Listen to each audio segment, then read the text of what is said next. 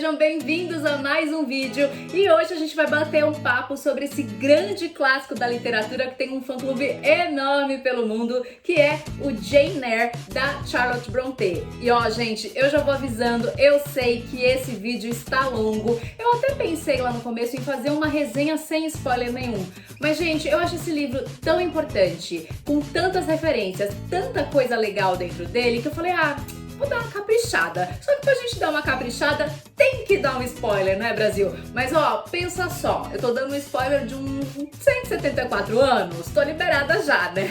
Se você pensar, ó, se você acreditar em reencarnação, talvez na tua outra vida você já leu Jane Eyre. Você já pensou nisso? Então eu vou contar com isso aqui. Ou então o que você pode fazer também é leia o livro e depois você volta aqui pra saber um pouquinho mais sobre a obra. Então, ó, já aproveita, deixa o seu like pra não esquecer, né? Vai deixar pra depois, vai esquecer. Se inscreve no canal e ativa todas as notificações pra você ficar sabendo assim que sair um vídeo novo, beleza? Publicado em 1847, o Jane Eyre ganhou essa edição lindíssima. Oh, que livro bonito, gente! O ano passado, pela editora José Olímpio. E seguindo esse mesmo estilo, né, dessa capa toda natureza, com as ilustrações maravilhosas, eles também fizeram uma edição de Mulherzinhas e outra de Orgulho e Preconceito, que eu já quero adquirir aqui pra deixar essa estante mais bonita, né? Já quero esses dois volumes também. Não, gente, fala sério, olha que ilustração mais linda, só a capa a gente já se apaixona. Essa edição aqui tem tradução e prefácio da Heloísa Seixas e o que eu vou fazer? Deixar o link da Amazon pra vocês aqui na descrição do vídeo. Aí você clica lá e já consegue comprar essa edição maravilhosa. Mas vamos fazer um negócio antes, Brasil? Antes de eu falar do livro pra vocês, eu vou dar uma contextualizada aí na vida da Charlotte Brontë e na vida das famosas irmãs Brontë. Então bora lá. A família Brontë é de Yorkshire, na Inglaterra, e eles eram em 6 irmãos. Desses 6 irmãos, sendo 5 mulheres e um homem, somente 4 deles chegaram à idade adulta, sendo eles Emily, Anne, Charlotte e o irmão Branwell. E não é segredo pra ninguém que as irmãs Brontë foram grandes escritoras da nossa literatura desse mundão. A mais famosa delas é a Emily Brontë, a autora de O Morro dos Ventos Uivantes. E gente, dentro da história da Jane Eyre, a gente vai achar muitas semelhanças com a vida da própria Charlotte. Então por isso tem muita gente que gosta de falar que Jane Eyre é quase uma autobiografia da própria Charlotte Brontë. A escritora nasceu em 1816 e o pai dela era um clérigo da igreja anglicana. Quando ela tinha aí por volta de 5 anos, a mãe dela acabou morrendo. Então as 4 mais velhas das irmãs Brontë, Maria, Elizabeth, Emily e Charlotte, foram enviadas para um colégio interno. O colégio clerical de Cowan Bridge, que existe até hoje, tá, gente? Foi aí essa escola onde as irmãs Brontë estudaram, mas ele tinha assim um regime muito severo e umas condições de higiene assim, marromeno, bem duvidosas. Tanto que teve uma epidemia de tifo na escola e 2 delas acabaram morrendo, a Maria e a Elizabeth. Inclusive foi esse colégio que elas estudaram a inspiração para Lowood, o colégio que a Jane Eyre vai estudar, e ela retrata aí também a epidemia de tifo. Quando o livro foi publicado lá em 1847, a Charlotte preferiu publicá-lo sob um pseudônimo masculino de Currer Bell. E, obviamente, o livro foi um grandíssimo sucesso. Mas quando a verdadeira identidade da autora de Jane Eyre foi revelada, uma jovem solteira, o livro passou a ser considerado uma obra vulgar, imoral e recebeu assim uma enxurrada de críticas.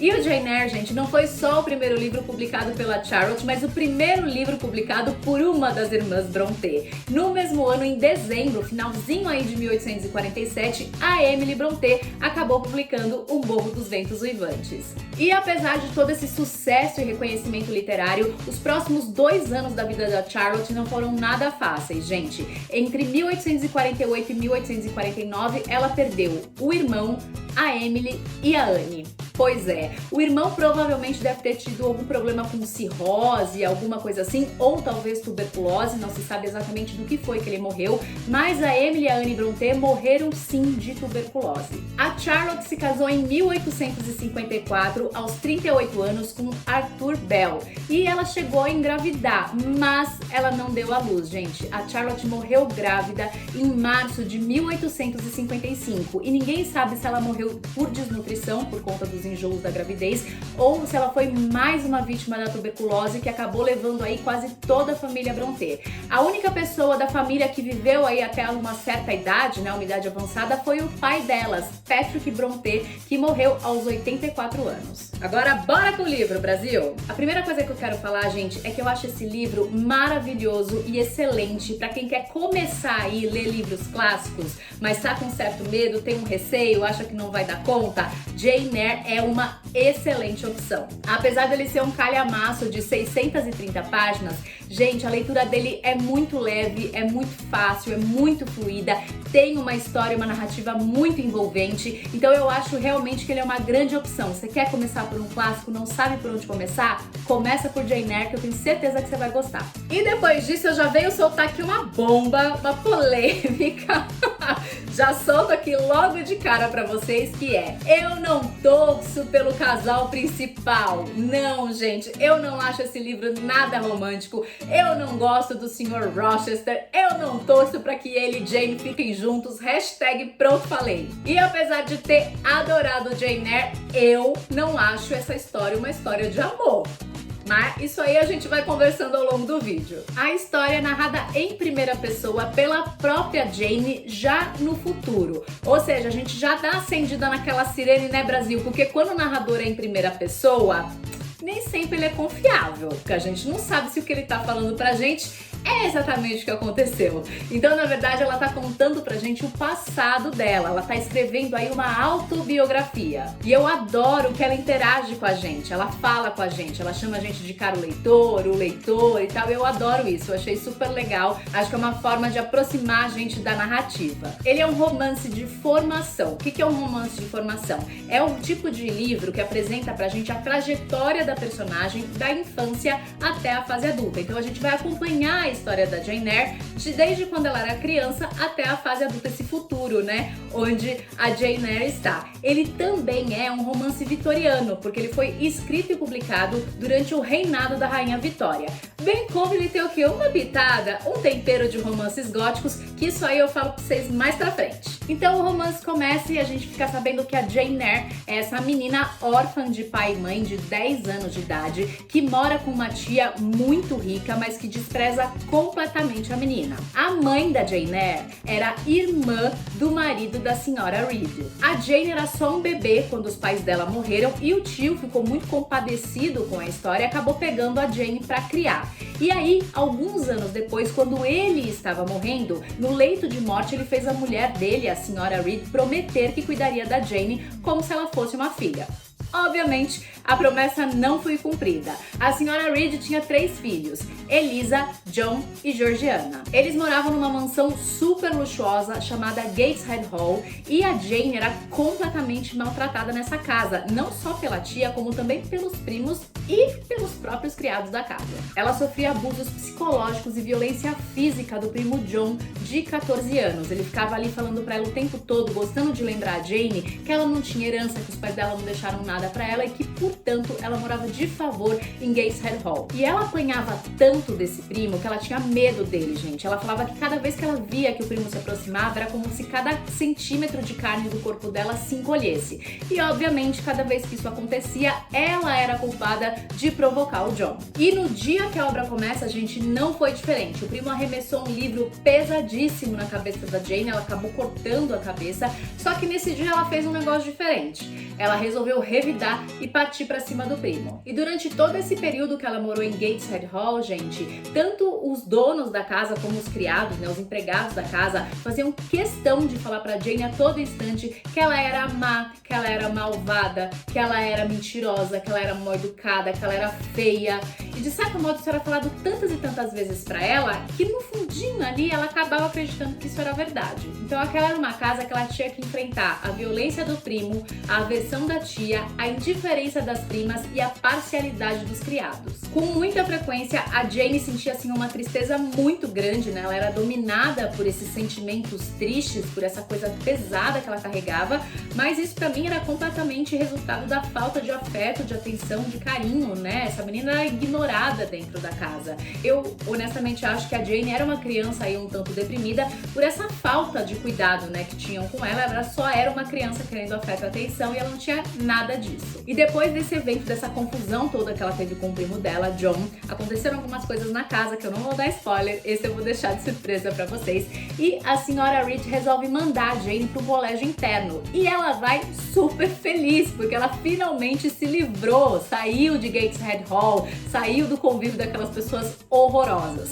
Teoricamente era um colégio interno, mas com o passar do tempo e com as coisas que a Jane vai contar pra gente, a gente vai descobrir que na verdade Lowood era mais um orfanato do que de fato uma escola. Como eu disse, no começo ela estava até ali bem feliz, bem animada, né, de ir pra Lowood, mas ela logo percebeu que a adaptação ali também não seria fácil, viu, gente? As instalações eram precárias, as condições de higiene eram péssimas, a Jane falava que a porção de comida era muito pequena, quando tinha comida, quando a comida não vinha estragada, né? Ela falava que estava sempre com fome, como ela sentia vontade de comer mais coisas. As roupas não eram suficientes para o frio extremo que elas passavam lá. Elas não tinham bota de inverno, aí a Jane falava que sempre a neve acabava entrando dentro dos sapatos.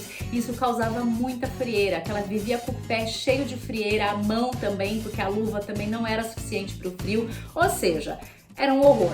Tanto que ela falava que domingo era o dia que ela mais esperava, porque no domingo ela podia comer uma fatia de pão inteira e não meia fatia. Além disso, as meninas eram educadas ali com muito rigor, sendo muitas vezes açoitadas pelas professoras. Mas com o tempo a Jane foi aí se acostumando em morar em Lowood. Ela fez amizade com uma menina chamada Helen Burns e se afeiçoou muito com uma das professoras, conhecida como a Senhora Temple. Até que um dia, e muito por conta das condições precárias de higiene em Lowood, uma epidemia de tifo invadiu a escola e várias meninas morreram de febre tifoide, entre elas a melhor amiga da Jane, Helen Burns. A Jane ficou em Lowood durante 8 anos, 6 como aluna e 2 como professora, mas até que um dia ela começou a se cansar um pouco daquela rotina da escola, né? A Jane era uma menina que sempre foi muito curiosa, então ela sentia a falta de conhecer outros lugares, de ver o mundo, conhecer outras pessoas, e ela começou a sentir ali que o tempo dela em Lowood estava se acabando.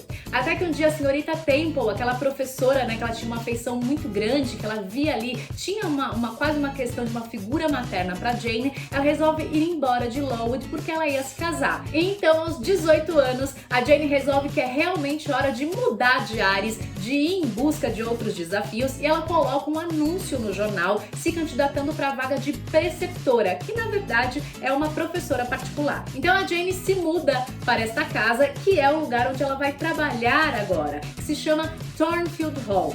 Inclusive, hashtag fica a dica, amores, Thornfield quer dizer campo de espinho.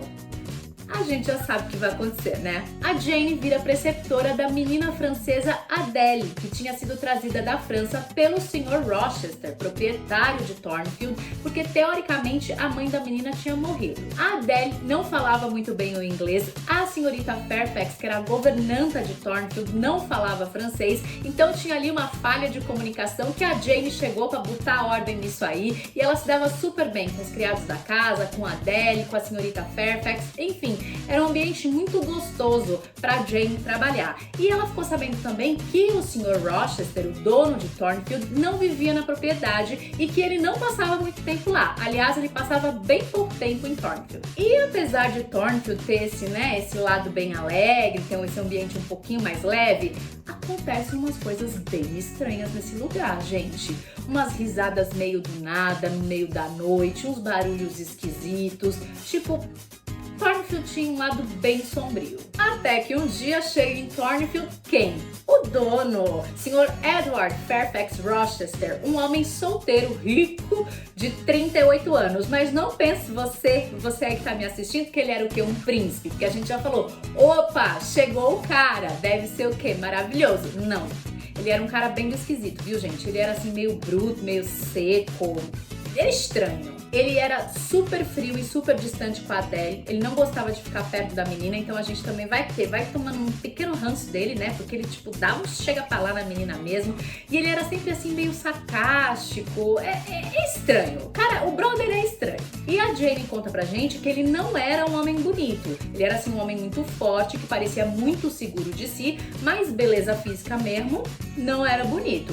Aliás, um parênteses aqui, tá, gente? Tanto a Jane quanto o Sr. Rochester falam várias vezes durante este livro que eles eram considerados, que as pessoas falavam pra eles que eles não eram bonitos. Então eram duas pessoas ali que de beleza física, a sociedade da época falava, são bonitos não. Eles deram duas pessoas que não chamavam a atenção pela aparência. E aí, amores, vai acontecendo o quê? Uma aproximação, mas de uma forma bem natural, entre a Jane e o Sr. Rochester. Inclusive este homem, né, que chegou a falar pra Jane várias vezes que não gostava de Thornfield, que via Thornfield como uma prisão, que Thornfield trazia lembranças infelizes, começa a passar cada vez mais tempo lá. O Sr. Rochester gostava muito de conversar com a Jane, apesar de que eu acho que ele ficava colocando ela ali, ó, todo momento ele tava colocando uma prova, sabe? Ele queria pegar a Jane, uma emboscada pra ela, pra ver se ela caía. E, gente, a dinâmica entre eles dois, os diálogos, as conversas, são muito ricas, existe uma conexão entre eles, tem uma dinâmica muito interessante e tem um tom provocativo muito legal. Por quê? Porque a Jane não baixa a cabeça pro Sr. Rochester, ela não se curva diante dele. Então, assim, intelectualmente falando, eles conversam ali de igual para igual, o que torna as conversas deles muito interessantes. Com o tempo, o Sr. Rochester vai aí se abrindo mais com a Jane, né? Ele fala que ele não é um homem bom como ele gostaria de ser, que ele já cometeu muitos erros na vida e que ele toma conta da Adele exatamente porque ele acredita na expiação dos pecados através das boas ações. E aí ele contou pra Jane a história da Adele, né? Ele conta que a Adele era filha da Céline, uma bailarina da ópera francesa, por quem o Sr. Rochester tinha se apaixonado muito, e ele passou a sustentar essa mulher na França. Porém, um dia ele chegou ali de surpresa e pegou a Céline com outro homem. E tinha uma questão, a Céline falava pro Sr. Rochester que a Adele era filha dele, mas ele diz que ele nunca teve essa certeza. A Jane, inclusive, fala pra gente que ela ficava olhando pra Adele pra ver se encontrava alguma semelhança com o Sr. Rochester, que também não se encontrou, mas isso também não quer dizer nada, né? Às vezes ela puxou só a mãe mesmo. Alguns anos depois, a mãe acabou abandonando a Adele pra fugir com outro homem. E o Sr. Rochester ficou sabendo, ficou com dó da Adele e levou a menina pra ser criada em Thornfield Hall. E a Jane foi virando o que? Uma confidente também das aventuras amorosas do Sr. Rochester. O que vamos combinar, gente? Se a gente parar pra pensar, 1847, um homem solteiro de 38 anos confidenciando as aventuras amorosas para uma moça solteira de 18 anos, é esquisito. É estranho isso aí. Aí a gente fala, né, Jane, amiga, pelo amor de Deus, presta atenção nos sinais, amada. E aí tem uma passagem que ela começa a falar pra gente que ela sentia que o Sr. Rochester era um amigo e não um patrão. Adivinha o que aconteceu, né, amores? Eu não preciso nem falar o que foi que aconteceu. Lascou pro lado da Jane. Então a Jane foi o quê? Guardando, né? Dando uma alimentada nesse amor. Mas como eu disse, Thornfield guarda uns segredos aí, acontecem umas coisas esquisitas. E tem uma noite que a Jane acorda com uma gargalhada, assim, no meio da madruga, aquele som bizarro. E ela sente um cheiro esquisito. Ela levanta pra ver o que tá acontecendo. E ela percebe que o quarto do Sr. Rochester tá pegando fogo. E ele não se ligou que o quarto tava pegando fogo, ele continuava dormindo. Então ela vai até lá, acorda o Sr. Rochester, apaga o fogo e eles ficam naquela tensão até que ele deixa ela lá sentadinha e sai pra tentar entender o que foi que aconteceu, quem tentou matar o Sr. Rochester. E aí a Jane começa a sentir que tem alguma coisa esquisita. Tem um segredo em Thornfield que algumas pessoas sabem, mas que ela não estava sabendo qual era não. Passa mais um tempo e essa conexão, essa intimidade entre o Sr. Rochester e a Jane vai crescendo, até que um dia chegam alguns convidados do Sr. Rochester em Thornfield. Entre esses convidados estava a senhorita Blanche Ingram, uma mulher bonita, rica, que montava a cavalo e que arrastava uma asa para o Sr. Rochester. Olha, gente, essa mulher, ela dava uma bandeira mesmo. E todo mundo, inclusive os empregados de Thornfield, tinham certeza que o Rochester ia pedir a Blanche Ingram em casamento. E pelo que a gente pode ver aqui, ele também dava uma bela arrastada de asa pra ela. Então, amores, se a gente já não ia muito com a cara do Rochester, agora a gente vai ter o prazer de ver ele dando em cima da senhorita Ingram na cara da Jane. E essa semana aí que os convidados passaram em Thornfield também foi a semana de um outro acontecimento bem esquisito. Numa noite, a Jane e os convidados foram acordados com gritos, barulho de luta e o pedido de ajuda de alguém gritando por socorro para o Sr. Rochester. O Sr. Rochester botou uns panos quentes lá, falou para os convidados, inventou uma desculpa, mandou todo mundo para a cama e quando eles voltaram a dormir, ele bateu no quarto da Jane e pediu ajuda. O Sr. Mason, um dos convidados, tinha sido esfaqueado no meio da noite em Thornfield Hall. Bom, eles ajudaram o cara, limparam os ferimentos, chamaram uma carruagem e tiraram o cara de dentro de Thornfield antes que os outros convidados acordassem. Passam mais alguns dias, a gente acha que essa coisa com a Blanche Ingram vai acabar, até que um dia o Sr. Rochester avisa, comunica a Jane que ele se casará com a senhorita Blanche Ingram e que, portanto, a Adele vai para o colégio interno e que a Jane deve procurar um outro emprego. Nessa mesma época, chega um comunicado de Gateshead Hall informando que a senhora Reed, a tia da Jane, estava morrendo, que ela estava chamando, ela estava querendo ver a sobrinha antes de morrer. A Jane acaba se compadecendo, vai para Gateshead Hall e aqui eu não vou dar muito spoiler porque acontecem coisas muito legais por lá que eu quero deixar de surpresa para vocês. E quando ela volta, ela acha tudo muito esquisito, porque o Rochester ia casar com a senhorita Ingram em 4 semanas e ela não via preparativo algum para esse casamento. E aí uma noite a Jane, né, com aquela sensação estranha, aquela coisa esquisita do tipo, porra, o cara que eu amo vai se casar, resolve dar um passeio pelo pomar de Thornfield.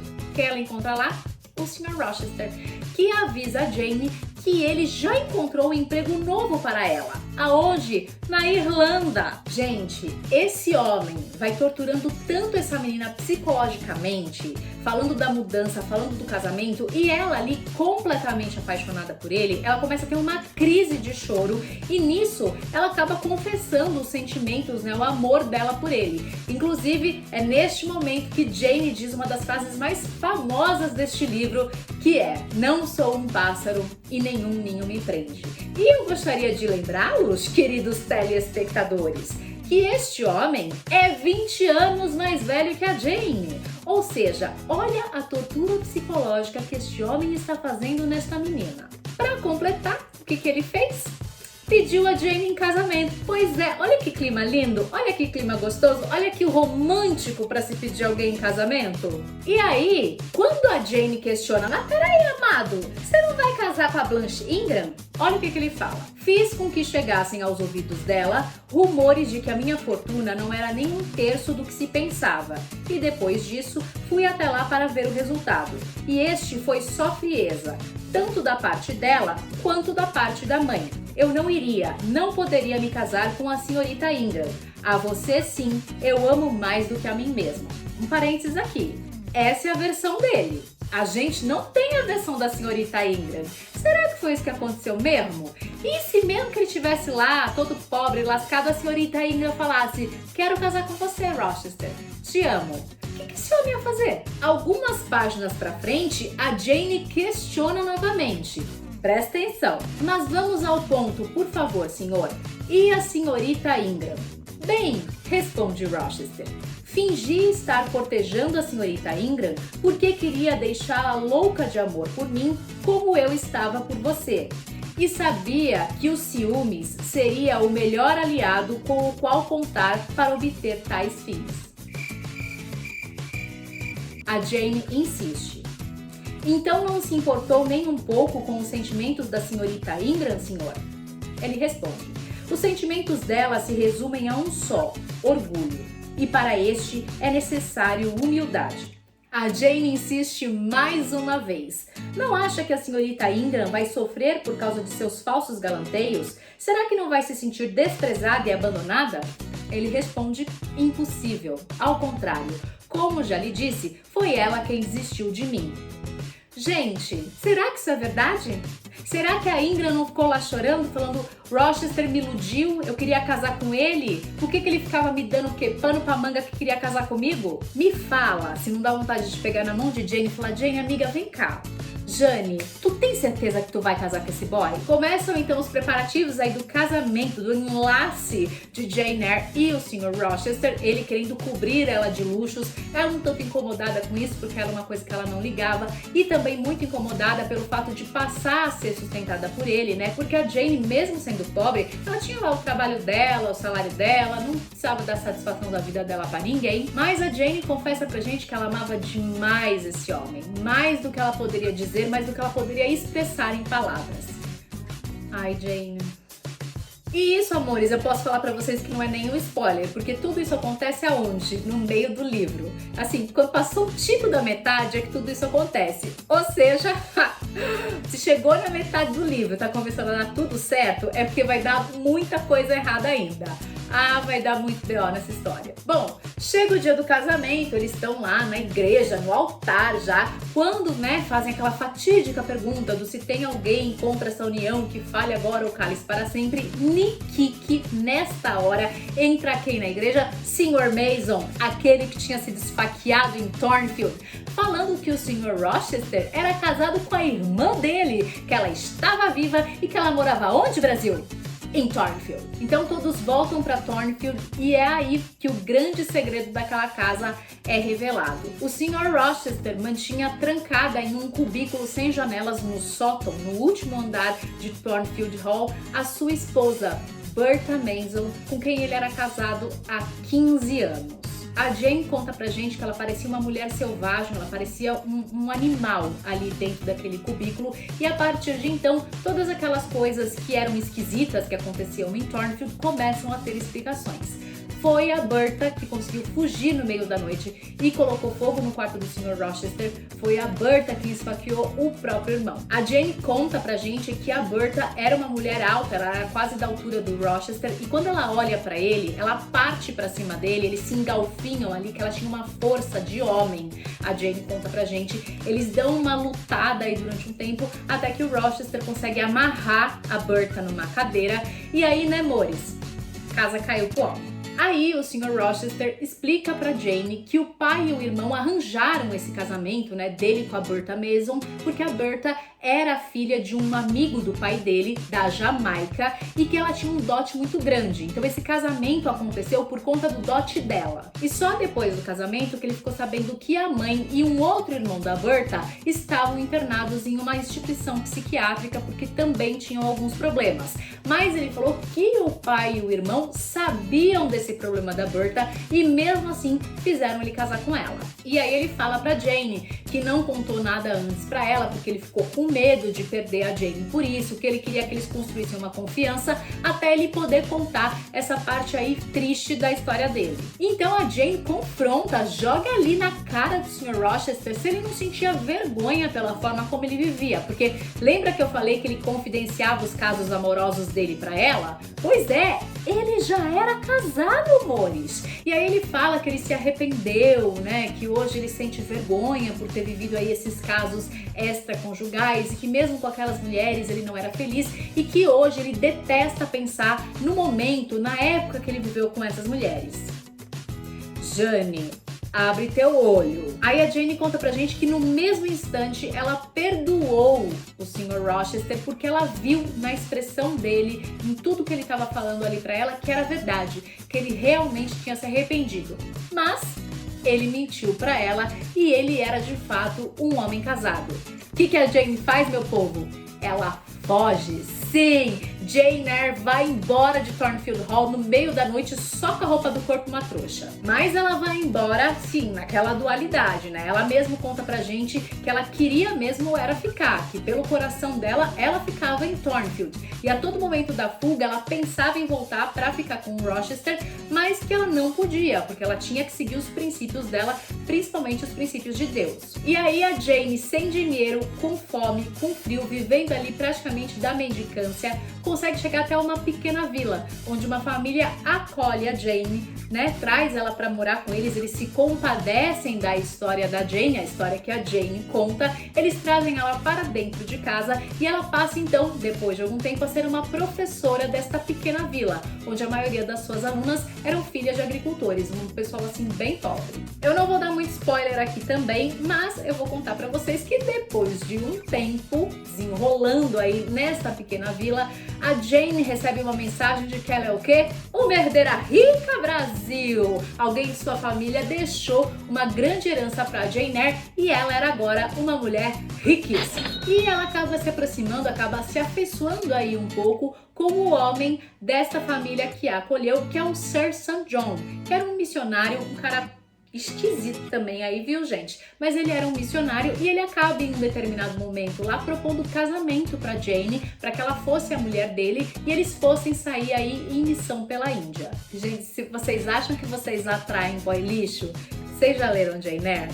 Meu Deus do céu, depois do Rochester, aparece pra essa mulher o Sir St. John. Gente, olha, eu juro por Deus, aquilo me incomodou. Essa passagem dele com ela me incomoda muito. Ele fazia uma tortura psicológica nessa Jane, uma violência mental. Gente, ele fazia uma tortura psicológica com a Jane. Ele maltratava tanto essa menina, ele desprezava tanto ela e me incomodava muito ver a Jane nessa situação, uma mulher tão, empoderada, tão dona de si, que corre atrás das coisas que quer, se humilhando por afeto e atenção do Sir St. John. Eu acho essa parte do livro, aliás, essa é a única parte do livro que eu acho que a narrativa dá uma caída, mas eu não sei se é porque eu tava de bode desses dois, sabe, de bode dele, pelo que ele fazia com ela, e de bode dela, por ela ser tão submissa a ele. E pra Jane, da mesma maneira que ela não achava certo você usar um casamento pra ascender socialmente, ela também não achava certo você casar sem amor, sem carinho, enfim, sem ter sentimentos pela outra pessoa. E é isso que ela fala pro Sir St. John, que ela não queria casar com ele porque ela não tinha sentimentos pra ele. Sabe o que esse homem responde pra ela, gente? Que se ela o rejeitasse, na verdade ela estaria rejeitando a Deus.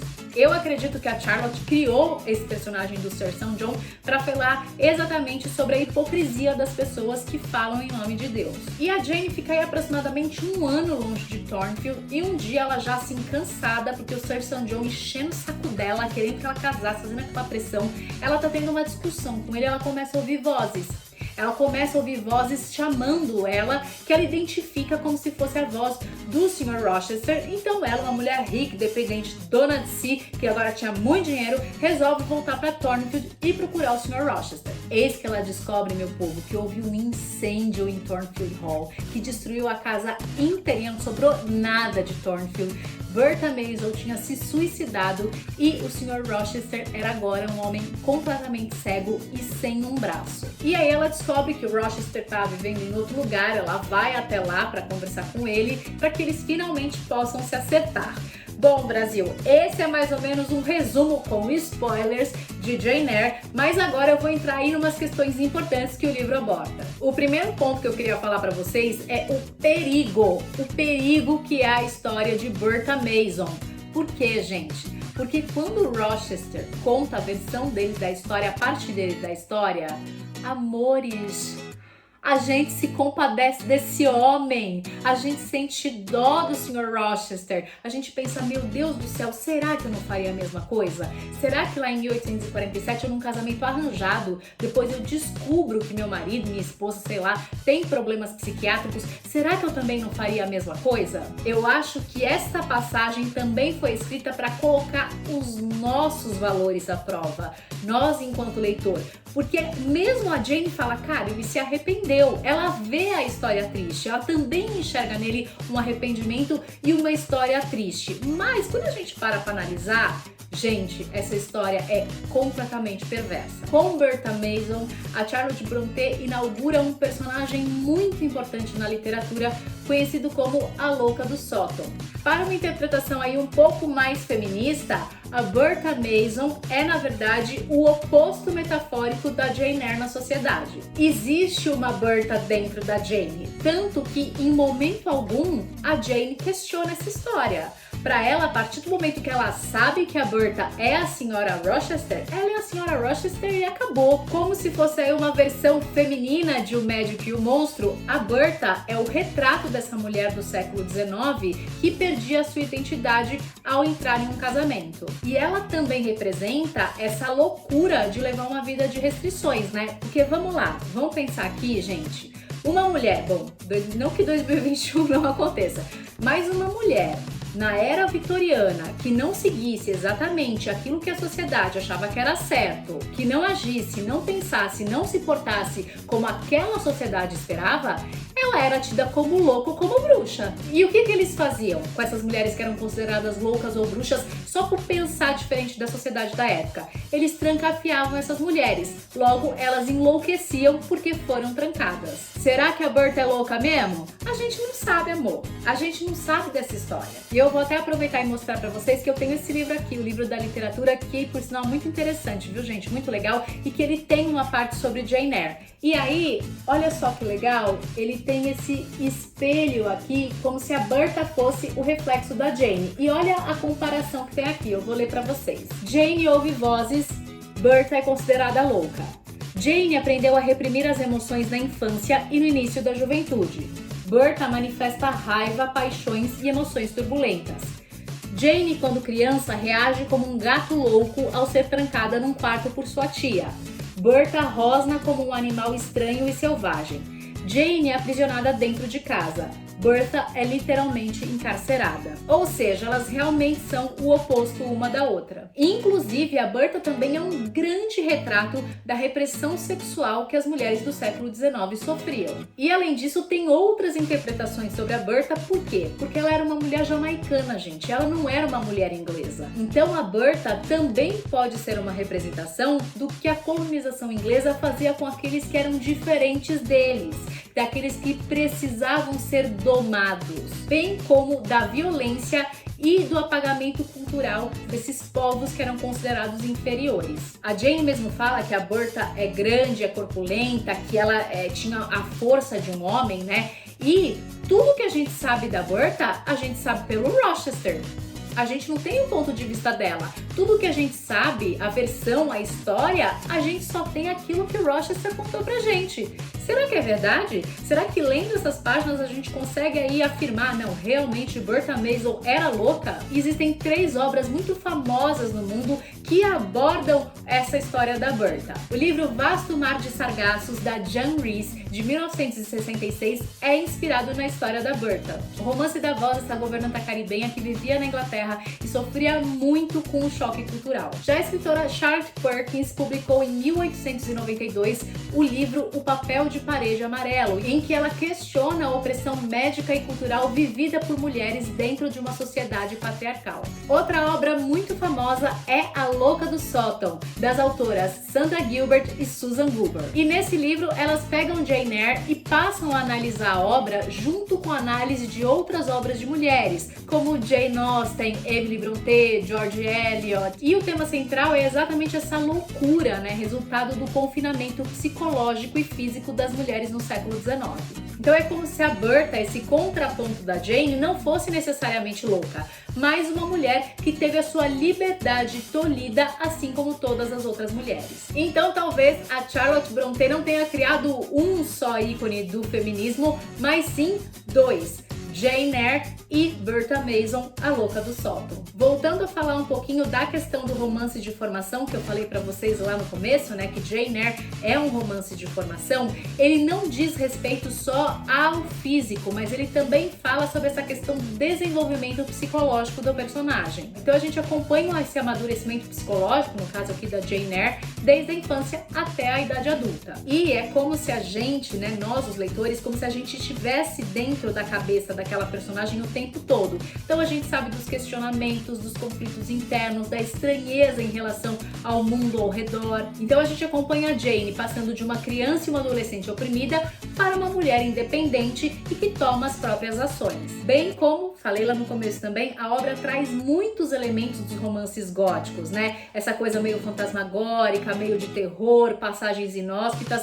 tudo isso tem aqui em Jane Eyre. Outra coisa que eu adoro nesse livro é como o tempo e a natureza refletem exatamente todas as emoções da Jane, e eles também servem aí como um oráculo, né? Um prenúncio do que vai acontecer na história. Quando ela era pequena e morava com a senhora Reed, o tempo era sempre muito frio, muito cinza. Quando ela chega em Lowood, também o tempo é muito frio, muito cinza, é água, é úmido. Porém, com a chegada da primavera, vem também a adaptação dela em Lowood, mas também anuncia a morte da melhor amiga. Na noite que ela e o Rochester estão lá no pomar, que ele pede ela em casamento, tem uma grande tempestade e tem um castanheiro enorme no quintal de Thornfield e um raio parte em dois esse castanheiro, né? Anunciando que alguma coisa ali ia dar errada. Então eu adoro essa forma de como o tempo também é um personagem do livro e como as estações do ano estão aí de acordo com as emoções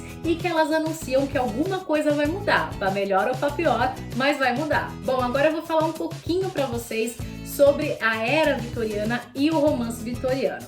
Bom, o século XIX foi muito importante para a literatura, gente, porque foi o século que tiveram várias e várias obras escritas por mulheres. E a maior parte dessas obras criticava e também denunciava a situação das mulheres dentro da sociedade vitoriana, porque ela era uma sociedade extremamente conservadora, os valores religiosos eram completamente rígidos e assim, precisavam ser seguidos a ferro e fogo. O lugar da mulher era dentro de casa e ela tinha que obedecer, né, ser submissa ali ao marido ou algum outro homem da casa. O que é muito louco se a gente pensar que a era vitoriana foi uma das eras assim mais ferrenhas na questão do patriarcado e que a grande soberana era uma mulher, né, gente? Rainha Vitória, que reinou aí durante 64 anos, soberana, perdendo só para quem? Para nossa Bebetinha, para nossa Decral. Então é muito louco quando a gente pensa que as mulheres eram completamente oprimidas dentro de uma era em que uma mulher reinava. Então tinha, né, a era vitoriana tinha muito essa divisão da esfera pública e da esfera privada. A esfera pública ficava a cargo dos homens que saíam para trabalhar, saíam para fazer negócios, para arrumar dinheiro, e a esfera privada ficava a cargo das mulheres, que ficavam em casa, cuidando dos filhos, da família, ou do pai, da mãe, enfim. E como essas mulheres não trabalhavam, porque elas não podiam trabalhar, né, a única forma que essas mulheres tinham para se manter, para ter aí uma estabilidade financeira ou até mesmo para ascender socialmente, era através do casamento. É por isso também que o casamento era um dos grandes objetivos da maioria das mulheres na época. Então, desde cedo as meninas eram ensinadas a cantar, a bordar, obviamente as meninas que pertenciam aí a classes sociais um pouco mais altas, para que elas se tornando essas meninas prendadas, né, belas, recatadas e do lar, elas conseguissem atrair um homem de boa família e assim ascender socialmente. E para manter essas mulheres bem obedientes, com essa sensação de que elas estavam ali o tempo todo sendo vigiadas, eles se utilizavam do quê? Da religião. A religião na era vitoriana foi aí um quesito muito forte, né, nessa questão de moral, das regras e tudo mais. Então, mais uma vez, desde sempre, a gente vendo a religião sendo usada ali como uma forma de controlar as pessoas. E um grande exemplo disso dentro da obra, além do Sir John, é também a Helen Burns, a amiga de Lowood, da Jane. Ela fala muito, é ela que ensina, né, pra Jane a questão do perdão, do amor, do oferecer a outra face. Então a Helen Burns, na verdade, é o símbolo dessa tolerância que o cristianismo prega. As próprias irmãs Brontë, por serem filhas de um clérigo, elas tiveram uma educação religiosa muito rígida. Tanto que se vocês pegam o Jane Eyre, gente, o Jane Eyre, ele é todo construído em cima de passagens bíblicas, salmos, histórias, e eles sempre trazem aqui em nota de rodapé quando uma cena, uma determinada fala tem algo referente a uma história bíblica. E acreditem, esse livro é cheio de nota de rodapé. E quando o Jane Eyre foi lançado, ele foi considerado aí uma afronta contra a moral cristã por conta da história do adultério. O fato da mulher estar lá, trancada no sótão, foda-se, o problema é o adultério. A hipocrisia, né, amores? Uma outra crítica ferrenha que a Charlotte traz em Jane Eyre é porque a Charlotte foi preceptora, ela também trabalhou como uma professora particular, assim como a Jane. E ela traz aqui pra gente como essa questão, como essas mulheres preceptoras eram vistas aos olhos da sociedade. Ela retrata bem assim como a sociedade desprezava um pouco essas mulheres que trabalhavam com a educação. Tem uma cena, por exemplo, lá quando tem os convidados do Sr. Rochester, que os convidados começam a falar mal desse trabalho de preceptora, das preceptoras em geral, com a Jane ali, eles todos sabendo qual era a função que ela exercia, na cara dela eles descendo a lenha. E também tem uma crítica a esse sistema de ensino opressor, né? A Jane sofreu muito nas mãos de um sistema de ensino opressor lá em Lowood e, portanto, ela resolve se tornar uma preceptora amorosa, uma preceptora que ensina através do amor, da delicadeza. Então isso também acaba sendo uma crítica que a Charlotte faz aqui em Jane Eyre. Outra coisa, por todos os lugares que a Jane passou, a casa da tia, a escola, Thornfield, Moor House, sempre tinha uma figura masculina oprimindo a Jane, né? Sempre tem uma figura masculina para oprimir uma mulher. É quase como se tipo, manas, não tem jeito. Onde tiver um homem, vocês vão ser oprimidas. Ao mesmo tempo que em todos esses lugares, ela encontrou uma figura feminina a quem ela conseguiu se afeiçoar, até em muitos aí trazendo essa questão de uma figura materna, não é mesmo? Que ela conseguiu construir laços. A literatura como um meio para fazer uma crítica social é uma especialidade das irmãs Brontë, e aqui em Jane Eyre a Charlotte prova que as mulheres são sim capazes de trabalhar, de ter uma vida sem ficar dependendo do pai e do marido. A Jane, de criança até a idade adulta, ela passa por diversas situações, algumas muito difíceis, mas ela não desiste, ela continua indo atrás da felicidade dela, da autonomia dela, da independência dela, indo contra todo esse patriarcado, né? Então a Jane, ela representa o fim dessa mulher submissa que está no mundo para servir o marido e obedecer ao pai. Outra coisa maravilhosa que a Charlotte fez em Jane Eyre é que através da Jane ela conseguiu construir, conseguiu mostrar várias mulheres dessa sociedade. Então, por exemplo, a gente tem a órfã vivendo numa família rica que a despreza, a órfã vivendo numa penúria, né, numa pobreza dentro de um colégio, a preceptora, que é a mulher que trabalha fora e é independente, a mulher que vai se casar com um homem rico e vai levar uma vida de luxos, a mendiga que quase morre e precisa da ajuda e do compadecimento de algumas pessoas para poder sobreviver, a professora pobre que trabalha ali ganhando muito pouco para ensinar meninas que são ainda mais pobres, e a herdeira rica que é independente e consegue fazer aquilo que quer. Então é um livro aí que traz uma personagem feminina com dilemas morais e tão complexa como qualquer outro personagem masculino já criado. Então ela é uma personagem que tem muita força, muita vitalidade. Ela mesma diz que ela é pobre, que ela é feia, que ela não pode ficar romantizando a vida, ela tem que trabalhar para conseguir ser independente, para conseguir aquilo que ela quer, e que para ela o casamento não é a única forma de se chegar à felicidade. E há, obviamente, esse conflito entre a natureza da Jane e o entorno dela, porque desde criança ela não tem medo de expor os pensamentos dela, as ideias, aquilo que ela gosta. Ela tem um traço de rebeldia, ela é respondona, né? Ela não é uma pessoa que baixa a cabeça, ela quer aí a liberdade, a autonomia dela, a independência. Ela quer também construir uma identidade, mas por conta do puritanismo e do moralismo religioso, ela sente uma culpa religiosa. Como, por exemplo, naquilo que a gente já falou, né? Ela vai embora de Thornfield querendo ficar. Ela vai embora acreditando que ele se arrependeu, gostando dele, mas ela vai embora porque ela quer ser fiel aos princípios religiosos. Então existe aí, né, sempre essa briga entre a razão e a emoção. Então a Jane, ela representa uma quebra desse padrão esperado para as mulheres, né? Querendo ou não, ele é uma literatura de resistência. A Jane, ela representa a emancipação dessa mulher do século XIX. E é exatamente por isso que eu não gosto do final desse livro, gente. Eu não me conformo que ela ficou com o Rochester. Por mais que ela fale pra gente que com ele ela podia ser ela mesma, né, ter a personalidade dela, que ela amava esse homem e que agora, quando ela volta herdeira rica, né, eles estão aí como iguais, em pé de igualdade. Eu não consigo acreditar nesse amor. Eu não compro essa história de amor, até porque tem duas falas dela que são bem problemáticas. Eu vou ler pra vocês. Olha que problemática essa fala dela.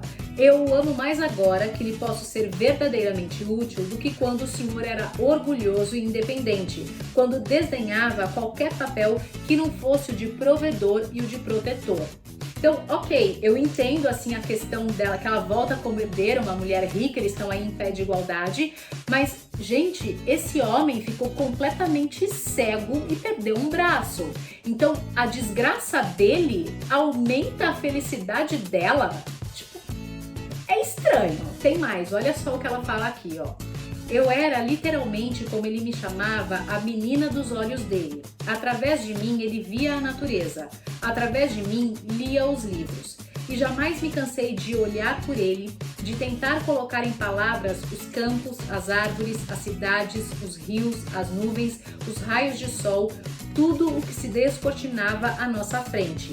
Era um prazer para mim desempenhar aquelas tarefas, pois ele aceitava meus cuidados sem vergonha dolorosa ou humilhação debilitante.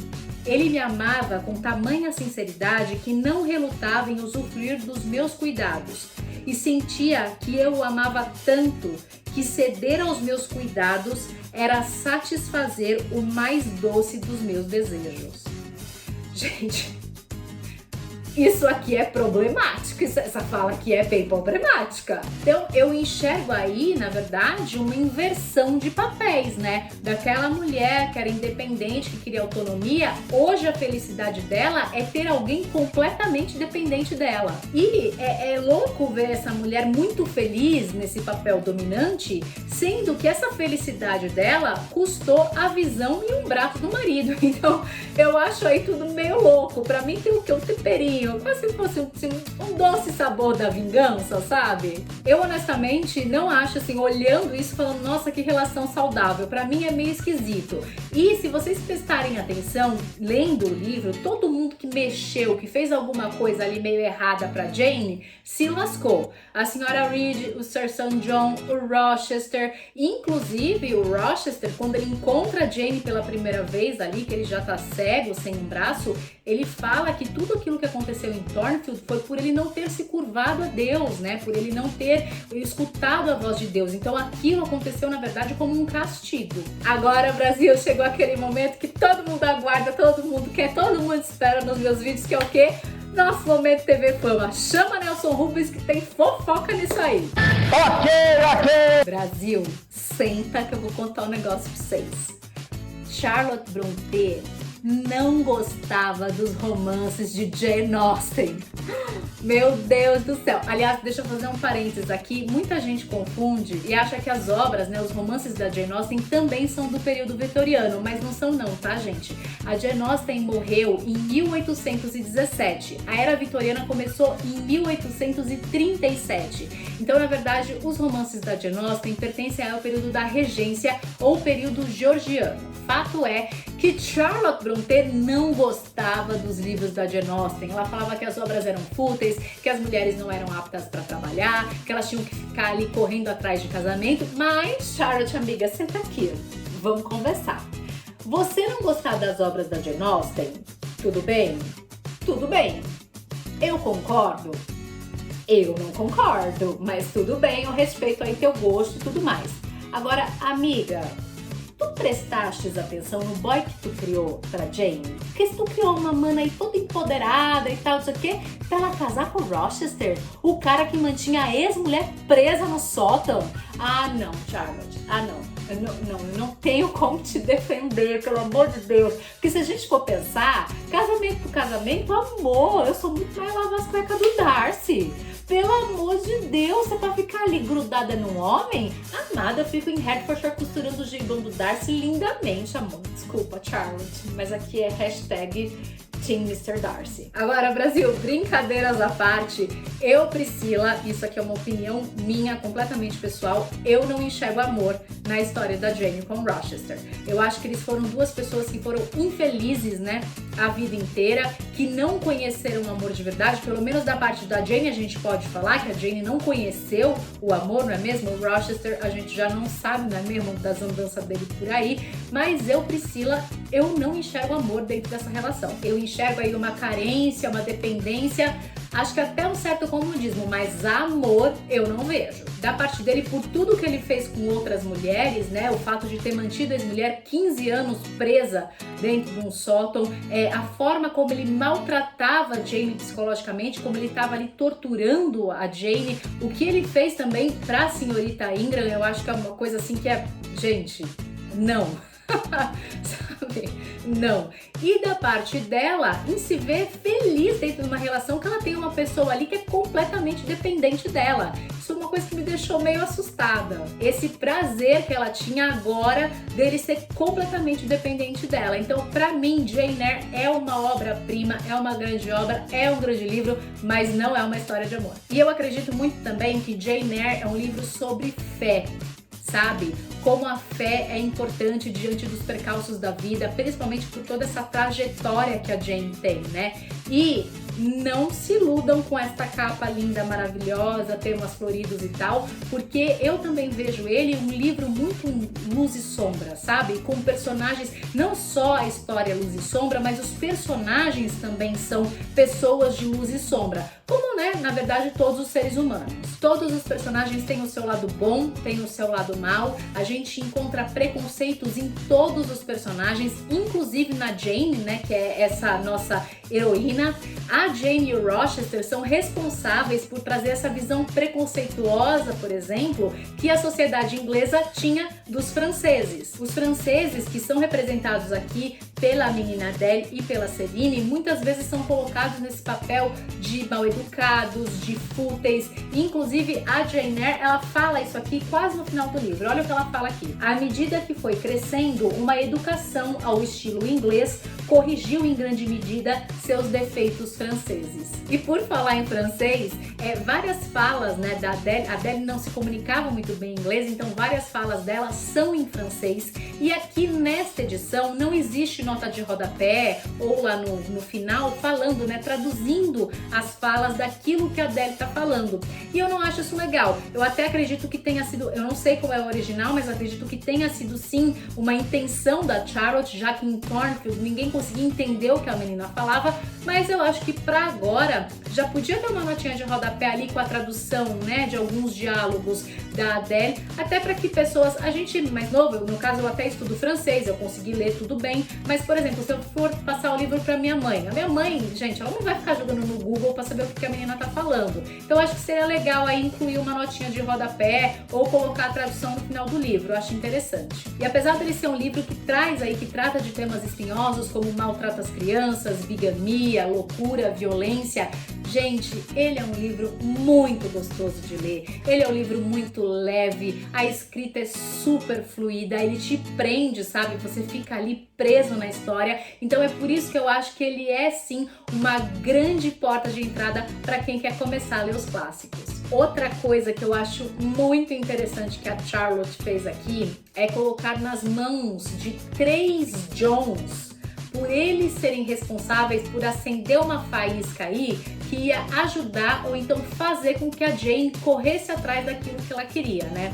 O primeiro é o John Reed, o primo de 14 anos que ela tem, né, que batia nela e tudo mais. Por conta dele, ela é mandada pra escola, então ela consegue que o desejo de sair de Gateshead se realize. O segundo é o Sir St. John, que de ficar tanto infernizando a vida da menina, ela resolve voltar para Thornfield e ir atrás da felicidade dela mesma.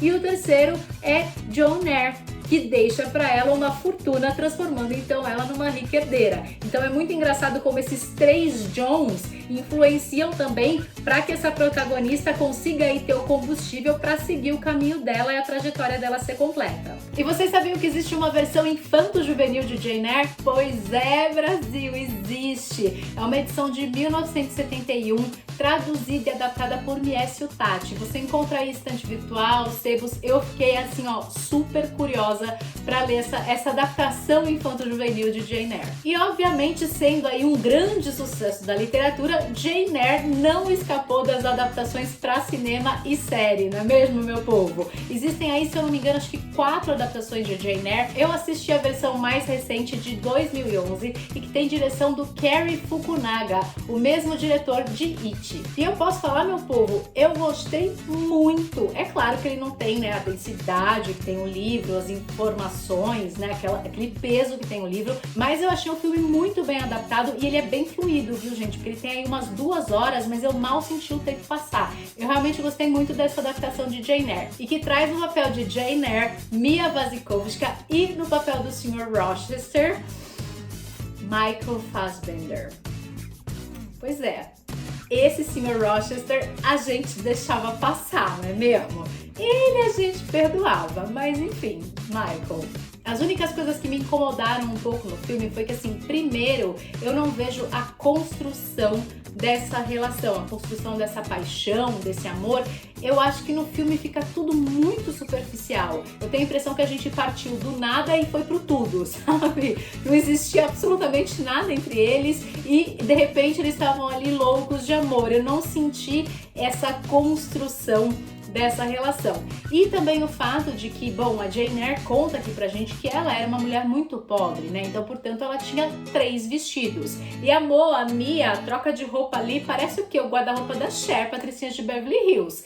Jane Eyre dela troca de roupa a todo momento. Então, eu acho que isso é meio, tipo, fora da realidade, sabe?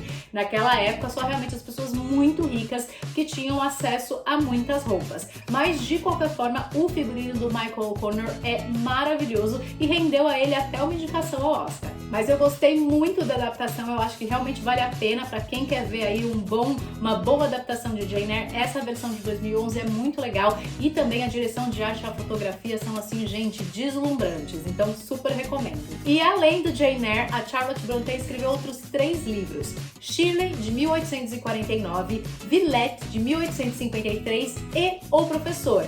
O Professor, na verdade, foi o primeiro livro que a Charlotte escreveu, mas ele foi rejeitado, então ninguém quis publicar ele à época, então ele acabou sendo publicado somente em 1857, depois da morte da Charlotte. Ufa, Brasil, acabou! Se você chegou até aqui, muito obrigado, me dá a mão aqui. Muito obrigada, porque realmente você é um inscrito fiel aqui do canal. Muito obrigada pela companhia. Não esquece de deixar o seu like aqui no vídeo, gente. Um vídeo tão longo, eu mereço um like. Pelo amor de Deus, me dê um like. E me fala, você já leu Jane Eyre? Você adora as Irmãs Brontë? O Morro dos Ventos Uivantes continua sendo o seu favorito? Deixa um comentário aqui pra mim. E não esquece que eu vou deixar na descrição do vídeo os links da Amazon com essa edição aqui maravilhosa, com essa capa linda, e também todos os livros aqui que eu falei, que eu citei aqui nesse vídeo. Se eles estiverem na Amazon, eu vou colocar eles aqui pra vocês, tá bom? Eu espero que vocês tenham gostado. Muito, muito obrigada. Compartilhe esse vídeo com algum amigo aí que é muito fã de Jane Eyre. E até o próximo livro.